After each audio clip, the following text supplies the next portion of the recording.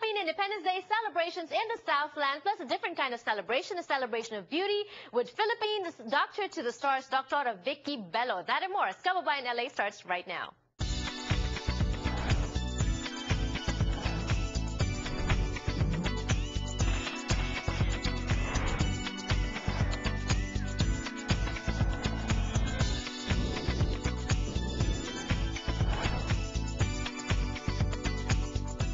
Indeed, it's all about celebrations today on Kababayan LA. Last night, you know what? Monday night. Naku, Monday night, nagkaroon po ng party sa Glendale. And it was all because of the launch of Dr. Vicky Bello's skincare clinic in Glendale. It's the first ever in the U.S. And we have everything for you this afternoon on Kababayan LA. All the stars that came, that walked the red carpet. Also, some words from Dr. Vicky Bello and also her partner for the clinic here in the U.S. So, abangan niyo po yan ngayong hapon sa ating programa. But for now, it's a Tuesday. Medyo matagal na wala, nagpahinga po. Pero ngayon, nagbabalik ang ating Chika Tuesdays with May Valdez, our Yahoo Philippines Top Trends. Hello and welcome to Kababayan LA, May. Hello, Janelle. It's raining here in Manila. Really? Hi Kasi there. monsoon season na, diba? Grabe. Ayaw nang magpatigil ng ulan. Nakakainis. Ayan. Pero alam mo, patuloy pa rin ang Yahoo PH Top Trends for this week. Ano naman ang mga pinag-usapan ng ating mga kababayan? Ayan. So we are so very back and on top of the headlines, syempre ang recently concluded na FIBA Asia 2011 kung saan sayang kahit na medyo maganda na yung showing, kinapos pa rin ng konti ang Smart Gilas at hindi natin nakuha man lang ang ating bronze medal. Sayang. But despite not winning, sports analyst Joaquin Henson said that it's been our best finish in 15 years. So not bad na rin. Our best finish actually yung nag-final four tayo was in 1996 pa, Janelle, ha? So medyo maganda at least yung naging showing ng Gilas. Kamusta naman? I remember I was there last week and my former colleagues, sila Mr. Ronnie Nathaniels, they were inviting me to watch but I was leaving. Yes. It was hectic. But at the same time, kamusta naman ang attendance sa Coliseum? Was there a lot of people? Maraming nagre-react sa Twitter na sana nga parang kung ano yung support man lang sa mga Azkals, sana kahit man lang kalahati noon ang nag-support sa Gilas. No? Marami namang basketball fans pa din, maraming pumunta, but it's not, the reception isn't as warm and as major and as grabe as let's say kung Azkal siguro yung naglaro. So siguro may konting ano na rin tayo sa basketball, no? May konting disinterest.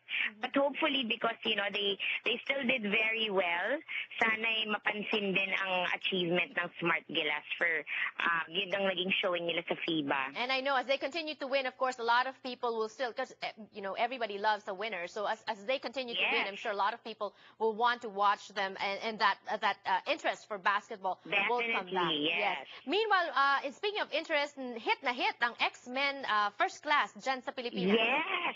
At hindi pa ako nakakanood sa sobrang busy ng aking schedule. But this Marvel movie already opened last week dito sa Manila. Alam naman natin na ito yung kwento ngayon ng pag-meet ni Professor X at ni Magneto. So marami na rin nagtitweet about this saying na, actually mixed review siya. Merong mga nabore, merong mga na-excite, merong mga natuwa na magkaibigan sila dito sa story na to.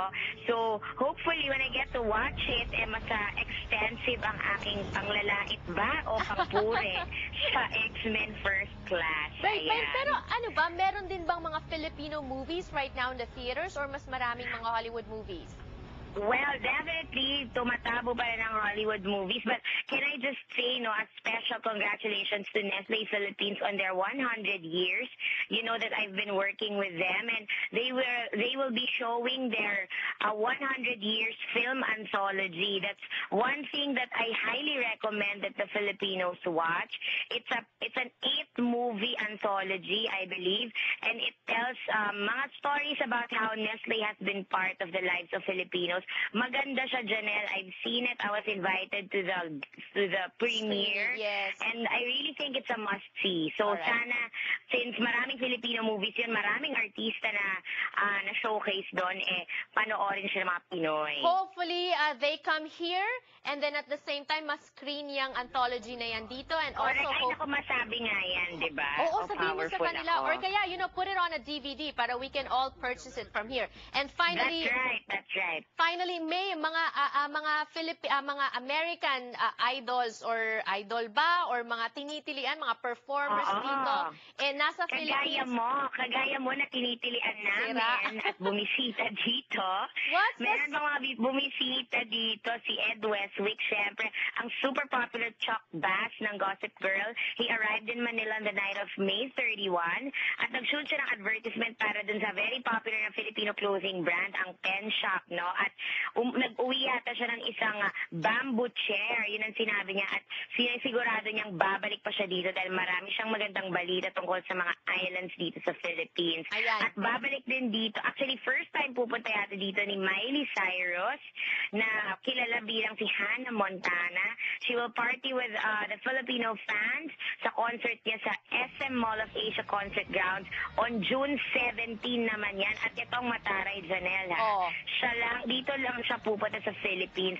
Philippines lang ang only Asian country na i-visit niya sa tour. And I remember there was a lot of hype with the Taylor Swift concert along with the Justin Bieber concert na maagang na sold out. Kamusta naman ang tickets, ang sales ng tickets for this concert?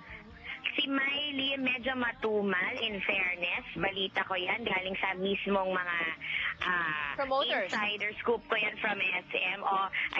Kasi I think yung popularity niya medyo bumaba na ng konti, no? Dahil medyo wild child na siya. At hindi na rin ganun naman ka-hot yung kanyang series. So, hindi siya tulad ni Taylor Swift kasi na clean ang record, no? So, tingnan natin if hindi siya uulanin at at dadami ba ang pupunta sa kanyang concert sa 17. I will be there on the 17th. Maybe we should watch that.